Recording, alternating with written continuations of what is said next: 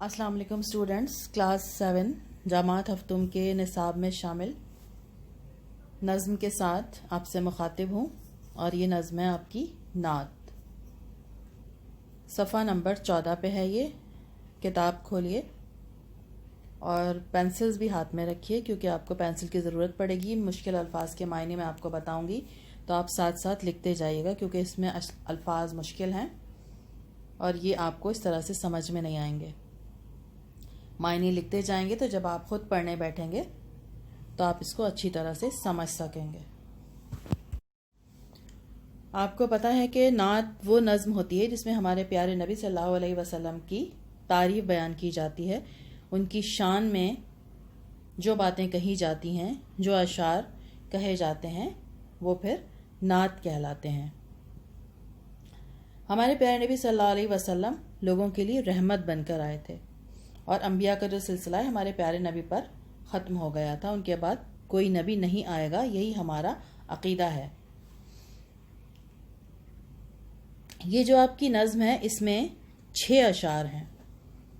6 अशार का एक बंद है और जिसमें 6 अशार का बंद होता है वो ऐसी नज़्म को कहते हैं मुसद्दस। और ये मुसद्दस मौलाना अल्ताफ़ हुसैन हाली की एक तवील नज़्म मुसद्दस हाली से ली गई है जिसमें उन्होंने इस्लाम से पहले और बाद के हालात बयान किए हैं। उसी तवील नज़्म का थोड़ा सा हिस्सा आपके निसाब में शामिल किया गया है।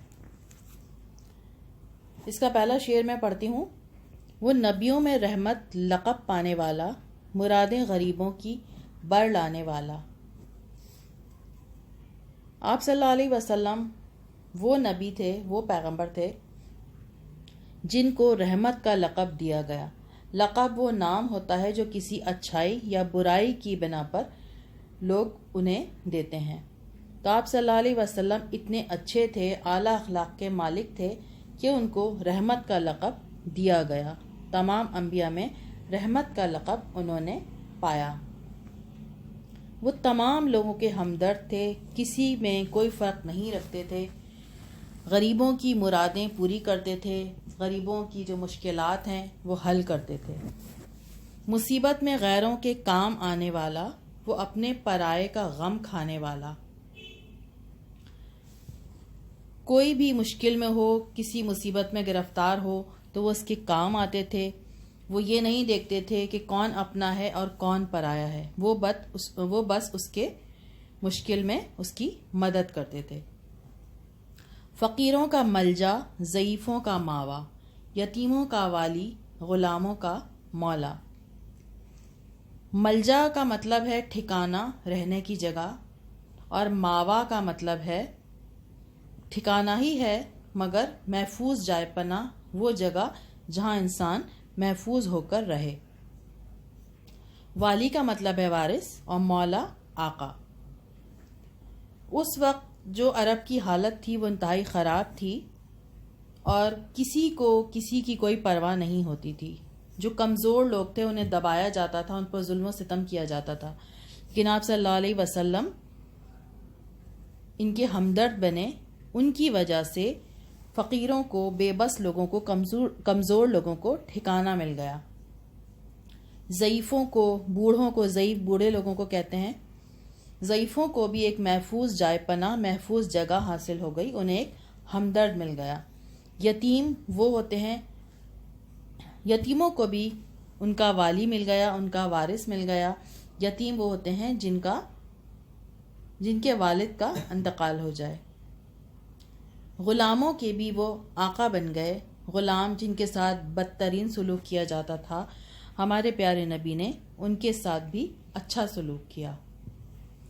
खताकार से दरगुजर करने वाला, बद अंदेश के दिल में घर करने वाला। खताकार कहते हैं गलती करने वाले को, या आप लिखते जाइए साथ साथ तो अच्छा रहेगा। दरगुजर कहते हैं माफ़ करना, नज़रअंदाज करना। जो लोग गलतियां करते थे उन्हें भी हमारे नबी सल्लल्लाहु अलैहि वसल्लम माफ़ फरमा दिया करते थे, उनकी गलतियों को नज़रअंदाज करते थे और उन्हें हिदायत की दुआ देते थे। बदअंदेश, बुरे ख्यालात रखने वाला यानी दुश्मन। तो आप सल्लल्लाहु अलैहि वसल्लम ऐसी हस्ती थे کہ جنہوں نے اپنے دشمن کے دل میں بھی گھر بنایا، دشمن کے دل میں بھی جگہ بنائی اپنے اچھے اخلاق سے، اپنے حسن سلوک سے۔ دل میں گھر کرنے والا، دل میں جگہ پیدا کرنے والا، مفاسد کا زیر و زبر کرنے والا، قبائل کو شیر و شکر کرنے والا۔ مفاسد کہتے ہیں فساد کو، برائیوں کو۔ زیر و زبر لفظی معنی تو اس کے تباہ و برباد ہیں، مگر یہاں خاتمہ کرنے کے معنوں میں آ رہا ہے کہ جتنے بھی برائیاں تھیں، فسادات ہوتے تھے، عرب قبائل آپس میں لڑائی جھگڑا کرتے رہتے تھے، چھوٹی چھوٹی باتوں پر وہ لوگ لڑائی کیا کرتے تھے۔ انہوں نے ان برائیوں کا، ان فسادات کا خاتمہ کیا۔ قبائل قبیلے کی جمع ہے، اور شیر و شکر گھل مل جانا۔ شیر کہتے ہیں دودھ کو، اور شکر کہتے ہیں چینی کو۔ جیسے دودھ میں چینی گھل جاتی ہے، دودھ میں چینی حل ہو جاتی ہے، اسی طرح سے انہوں نے قبائل کو آپس میں ایسا کر دیا کہ وہ لوگ ایک دوسرے کے ساتھ محبت سے رہنے لگے، مل جل کر رہنے لگے۔ یہ وہی لوگ تھے جو چھوٹی چھوٹی باتوں پر ایک دوسرے سے جھگڑا کیا کرتے تھے۔ اگلا شعر ہے اس کا: اتر کر ہرا سے سوئے قوم آیا، اور ایک نسخہ کیمیا ساتھ لایا۔ ہرا، اس میں غار ہرا کا ذکر ہے، جہاں پر آپ صلی اللہ علیہ وسلم پر پہلی وحی نازل ہوئی تھی۔ سوئے قوم، قوم کی طرف۔ غار ہرا میں جو وحی نازل ہوئی وہ قرآن مجید، قرآن شریف کو کہا گیا ہے کہ وہ وحی جو نازل ہوئی آپ صلی اللہ علیہ وسلم پر، قرآن جو نازل ہوا، پھر وہ لے کر قوم کی طرف آئے۔ نسخہ کیمیا جو ہے قرآن مجید کو ہی کہا گیا ہے۔ وہ نسخہ کیمیا، وہ قرآن مجید لے کر قوم کی طرف آئے، قوم کی ہدایت کے لیے۔ وہ بجلی کا کڑکا تھا یا صوت ہادی، عرب کی زمین جس نے ساری ہلا دی۔ بجلی کا کڑکا، بجلی کڑکنے کی جو آواز ہوتی ہے، بارشیں جب ہوتی ہیں تو بجلی کڑکنے کی ایک آواز ہوتی ہے۔ یا پھر یہ ہادی جو ہیں، یہ حضرت ہادی نبی ہیں، ان کی آواز میں بھی بڑی کڑک تھی، اور ایسی کہ جیسے بجلی کے کڑکنے کی آواز ہوتی ہے۔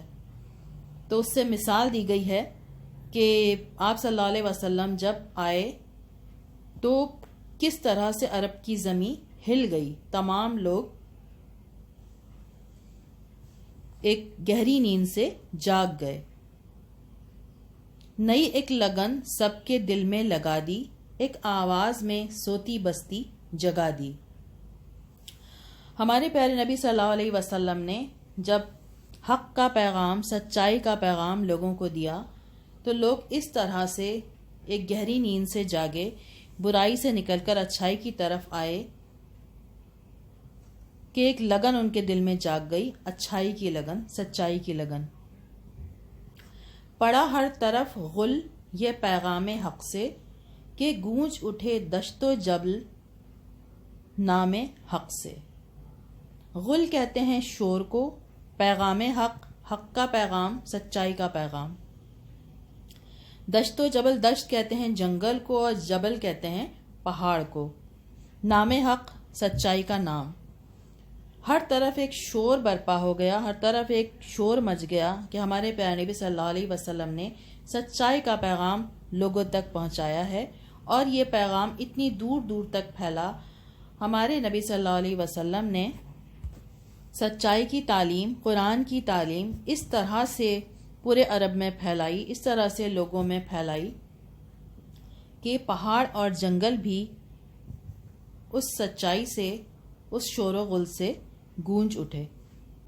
مجھے امید ہے کہ یہ نعت، یہ نظم آپ کی سمجھ میں آئی ہوگی، اور اگر آپ نے الفاظ کے معنی ساتھ ساتھ کتاب میں لکھے ہیں تو آپ کے لیے مزید آسان ہو جائے گا ان الفاظ کو، ان اشعار کو سمجھنا۔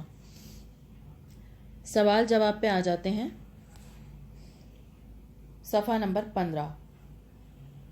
پہلا سوال ہے اس کا: رسول اکرم صلی اللہ علیہ وسلم کس کی مرادیں پوری کرتے ہیں؟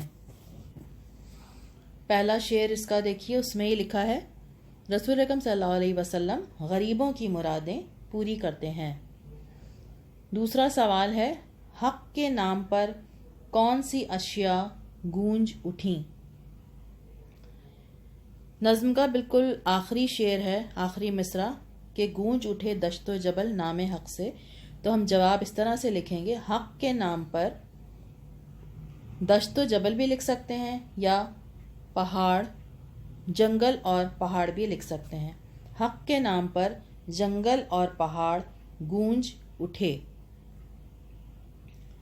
تیسرا اس کا سوال ہے، شاعر نے جو مسدس لکھی ہے اس کے ایک بند میں کتنے مصرے ہیں؟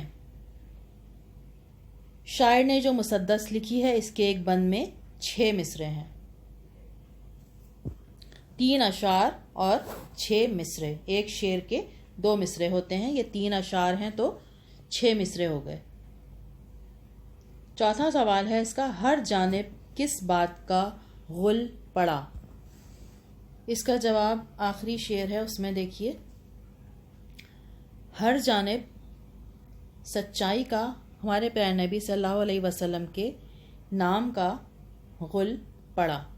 یعنی آپ صلی اللہ علیہ وسلم نے جو تعلیم دی سچائی کی، اچھائی کی، اس کا شور ہر طرف پڑا. اس کے باقی سوال ہم آن لائن سیشن میں کریں گے. آن لائن سیشن میں اب آپ سے بات ہوگی. اوکے بیٹا.